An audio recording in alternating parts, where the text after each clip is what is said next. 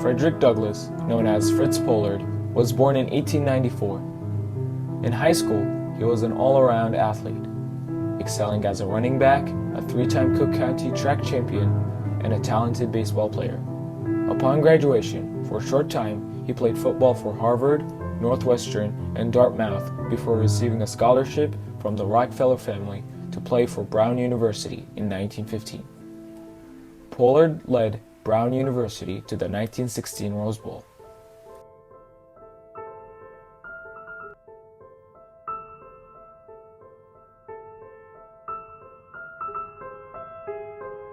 As the only African American on the field, Pollard was the subject of verbal abuse and worse. In the college game of 1915, punching, kicking, and eye gouging at the bottom of the pig pile were routine. Pollard was often a target. He learned how to protect himself by rolling over and kicking his feet like a cat if somebody tried to pile on and drag their feet on him to cut him. Pollard III says, his teammates also protected him. They would all wear baggy uniforms so that way no one could tell in the game who he was. And sometimes they even darkened their faces with shoe polish so they couldn't tell who he was. After a stint in the Army at the end of World War I and 3 years of coaching Lincoln University's football team, Fritz Pollard signed with the Akron Pros in 1920. Pollard played quarterback. He was running back. He did punt returns, kickoff returns. He even did the punts and the kicks. They used to do the drop kick for the field goal. There wasn't a thing he didn't touch in the game. Pollard's accomplishments notwithstanding, Aaron Dotson of ESPN's The Undefeated says not everyone welcomed him into the pros. And there was a group of players who just didn't really like the fact that this black man was not only in the league, but he was also an elite player in the league. Pollard spoke about that in a 1974 NFL Films interview. He said, I'd look at them and grin. Didn't get mad and want to fight him. Just look at him and grin. And the next minute run 80 yards for a touchdown. He did that a lot. Before the Akron's Pros' first game against the powerhouse Canton Bulldogs, he tried it out on a football legend. Jim Thorpe walked up to him and said, Do you know who I am? According to Pollard III, and he goes, Yes, I know who you are. I've heard about you. And he goes, Well, I've heard about you too. And he called him the N-word. And my grandfather, not to miss a step, called him the N-word. And Thorpe just sort of stepped back and looked at him. He said he was going to kill my grandfather. He said, Well, if you're ready to kill me, fight me down there in your end zone. An opening play, my grandfather took the kickoff all the way back for a touchdown. And he's waving for Jim Thorpe to come on. After the game, Thorpe said he's the best back he's ever seen. Pollard led his Akron team to an 8-0-3 season and the very first pro football title. According to Towns, after the star player of the Decatur Staleys let the football world know what he too disapproved of Pollard's presence. George Halas said he'd never play a team with the N-word on it again, Towns explains. George Halas was one of the NFL's founders and a future Hall of Famer.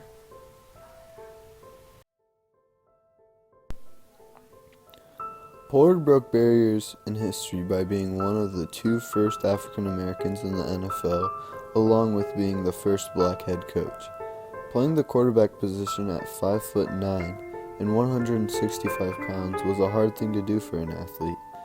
The average size of a quarterback in the NFL today is 6'3" and 225 pounds. Pollard grew up in Rogers Park, a community area on the north side of Chicago, Illinois. It was a German immigrant part of town.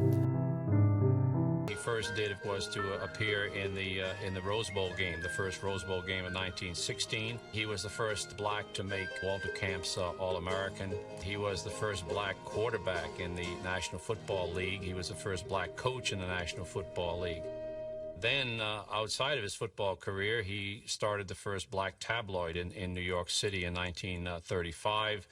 In Chicago, he had the first black investment firm in the United States.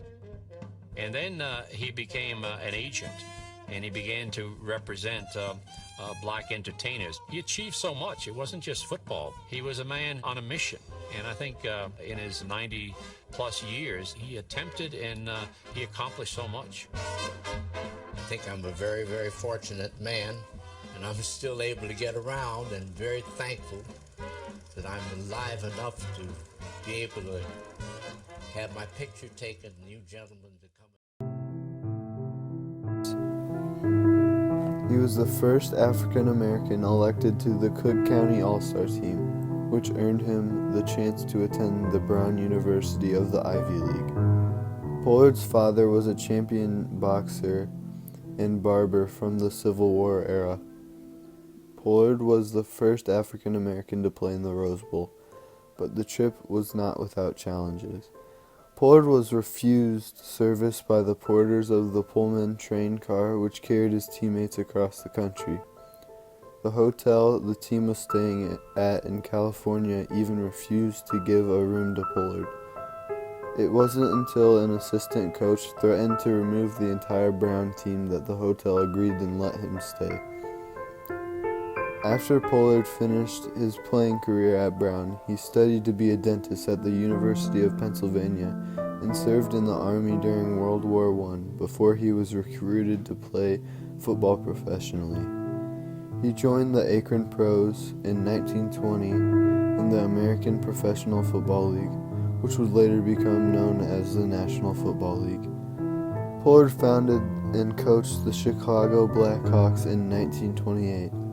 They were an all-African-American team from the Windy City, but often went barnstorming through the West Coast. In the off-season or winter months, Pollard's team scheduled exhibition games along the West Coast. His team became one of the most popular, especially once the Great Depression forced many teams of that era to fold.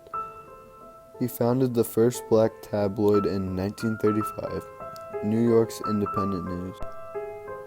He also founded the first black investment firm and would go on to be an agent who represented black entertainers.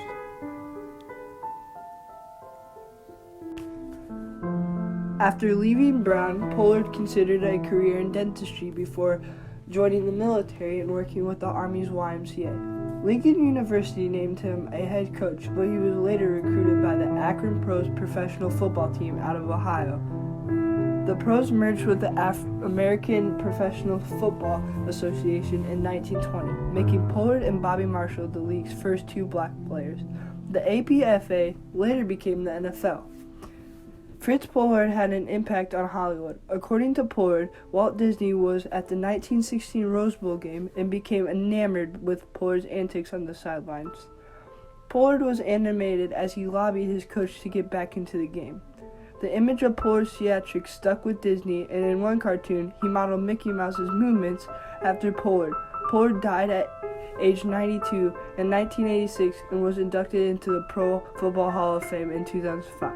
As one of the just two African Americans in the new league, Pollard earned a place in football history.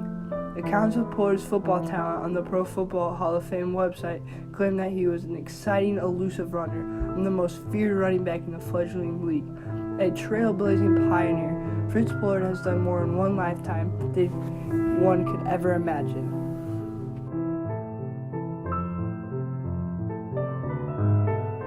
Till this day, Fritz Pollard is still being remembered throughout the NFL games.